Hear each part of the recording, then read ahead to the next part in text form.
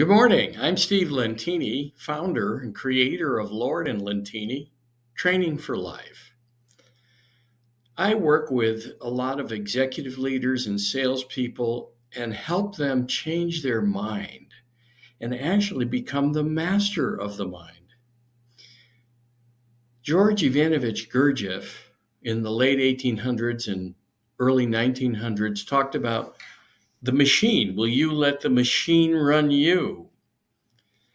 And Rainer Maria Rilke in the 1800s called that little voice that most of us have, that I call the acorn brain, that small-minded thinker, that incessant little voice. He called it the little hooligan. And he asked, will you let that little hooligan run you or will you run it?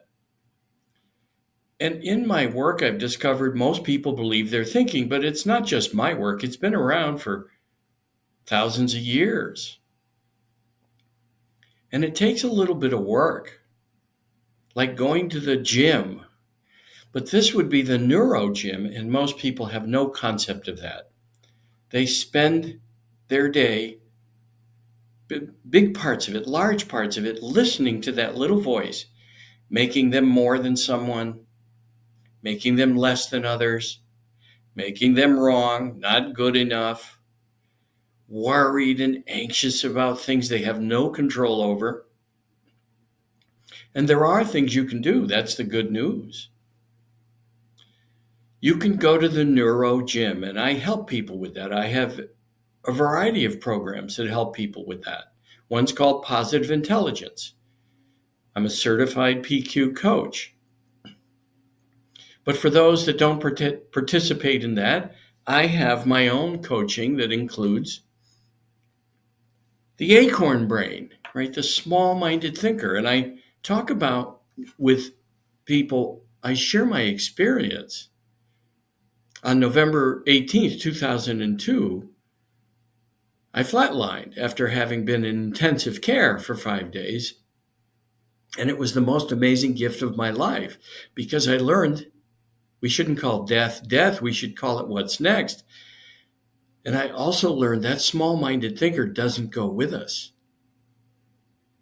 1 second, I'm in intensive care. The next second, I'm one with everything and nothing, and words do not describe it.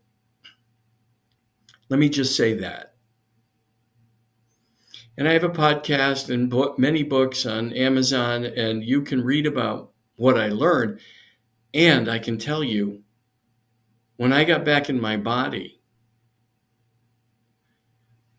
I learned those small-minded thoughts come back. And that's my job, and our job in this life is to overcome that small-minded thinking. And most people don't. They believe they're thinking. You can hear it from them. Well, this is who I am. Get over it. It's not true, but you have to prove that to yourself. I encourage people to make their life an experiment and start to pay attention to what triggers you. And just paying attention, just noticing what triggers you, you'll begin to make new choices. You don't have to be triggered. And there are other things you can do, but I recommend the book by Srikumar Rao, Are You Ready to Succeed? Or the book by Roland Alexander, Wise Mind, Open Mind. Or the book by Red Hawk, Self-Observation, and he talks about the process. And then there is the PQ program created by Shirzad Shamin. He wrote the book Positive Intelligence. And he has a process that takes my work about the acorn brain to the next level. He talks about 9 saboteurs that activate the judge, which is the 10th. That's the master voice or the acorn brain, the small-minded thinker.